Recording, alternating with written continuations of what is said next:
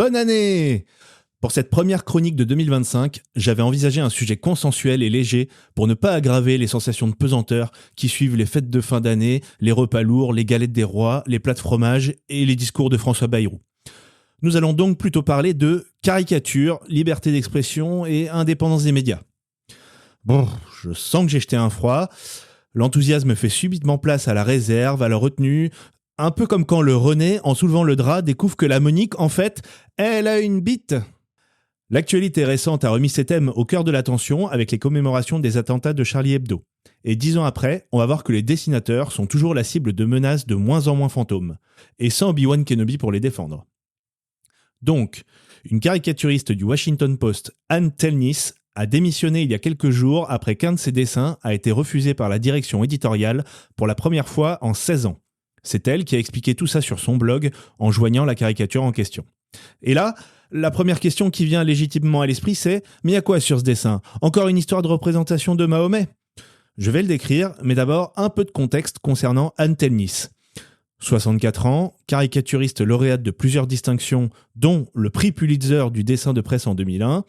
Bref, quelqu'un qui a une certaine expérience des contours du métier de caricaturiste et qui connaît bien la maison dans laquelle elle bosse depuis 16 ans, ce qui, je vous le rappelle, fait 64 mandats de Michel Barnier Premier ministre. Maintenant qu'on a ces informations, petit quiz. Selon vous, pourquoi le dessin a-t-il été refusé ? Réponse A, comme autoritaire. La direction a refusé le dessin pour des questions strictement éditoriales. Par exemple, ça colle pas avec l'actualité du moment. Ça fait doublon avec les articles écrits. C'est hors sujet, Anne. Qui ça intéresse des vaches qui font le tour du monde en cargo ? Parle plutôt de cette Française qui s'est fait arnaquer 800 000 € par info Brad Pitt. Ça, c'est de l'info. Réponse B, comme Bec BD. Anne a perdu le dessin qu'elle avait préparé dans une boîte de nuit, comme Frédéric Becbédé avec sa chronique radio en 2018.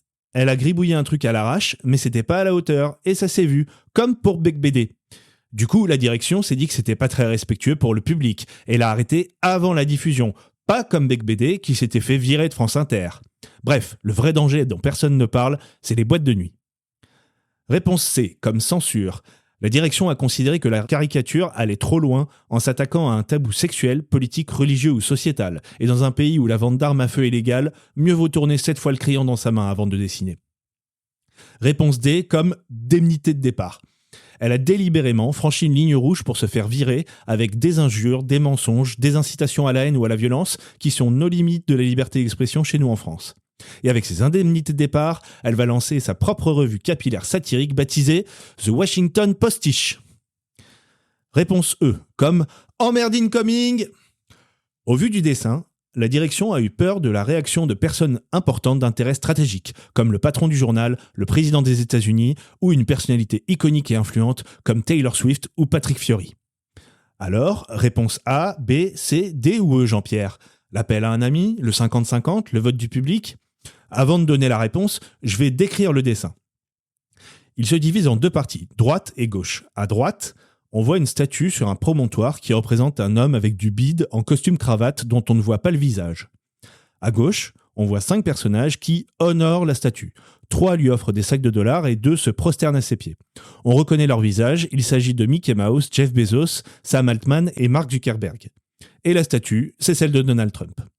Voilà pour le dessin. On comprend la ire du journal. Taper sur les personnes les plus puissantes d'Amérique dans un seul dessin, c'est osé. Pourquoi pas, tant qu'on y est, ajouter Elon Musk en arrière-plan sur un tas de billets avec un chapeau de bouffon qui envoie des fusées sur le Capitole. On comprend qu'Ann Telnis dénonce l'attitude des grands patrons américains vis-à-vis du futur président qui lui font des cadeaux et des courbettes dans l'espoir d'obtenir ses faveurs une fois investis. Et si Mickey n'arrive pas à convaincre Donald, il pourra toujours essayer avec les autres membres de sa famille, Picsou, Riri, Fifi et Loulou. Revenons aux patrons. Comme chez nous, non contents de diriger des grosses boîtes et d'être milliardaires, ils sont désormais propriétaires de médias. Bah oui, pourquoi se priver d'un porte-voix idéologique quand tu peux te le payer ? Par exemple, Jeff Bezos, le patron d'Amazon, s'est offert un journal qui s'appelle le Washington Post. Jeff Bezos qui a offert 1 million € pour la cérémonie d'investiture de Donald Trump. La boucle est bouclée, vous avez saisi, plus besoin de vous faire un dessin sur les raisons du refus de publication. D'un autre côté, Trump, c'est pas le genre de gars à qui tu offres une smartbox séjour au golf, puisque c'est lui qui est propriétaire du golf. Le journal s'est défendu en expliquant qu'il souhaitait éviter une répétition avec un article du même numéro et qu'il regrette le départ de la dessinatrice. T'en vas pas, Anne, on te paye pour faire de la satire, juste ne t'attaque pas aux patrons, aux présidents, aux puissants, aux pauvres, aux handicapés, aux malades, aux guerres, aux morts, aux musulmans, aux juifs, aux chrétiens, aux dictateurs, aux personnes LGBT, aux noirs, aux mexicains, aux natifs américains, aux minorités en général, aux physiques ou au nom des gens. Comment, Anne ? Manuel Valls ? Oui, lui tu peux, y a pas de problème. Anne Telnis rejoint la longue liste des caricaturistes bâillonnés pour avoir fait le boulot qu'on attend d'eux. Tout l'inverse de nos responsables politiques qui, depuis 4 mois, ne font pas avancer le pays. Mais alors, qu'est-ce qu'on les entend ? Les dirigeants de médias devraient toujours garder à l'esprit cette citation de Voltaire issue du traité sur la tolérance publié en 1763 et best-seller en 2015 après les attentats de Charlie Hebdo. Je ne suis pas d'accord avec ce que vous dites, mais je me battrai jusqu'à la mort pour que vous ayez le droit de le dire. Et si les patrons rachètent les médias, normal que les médias se payent les patrons.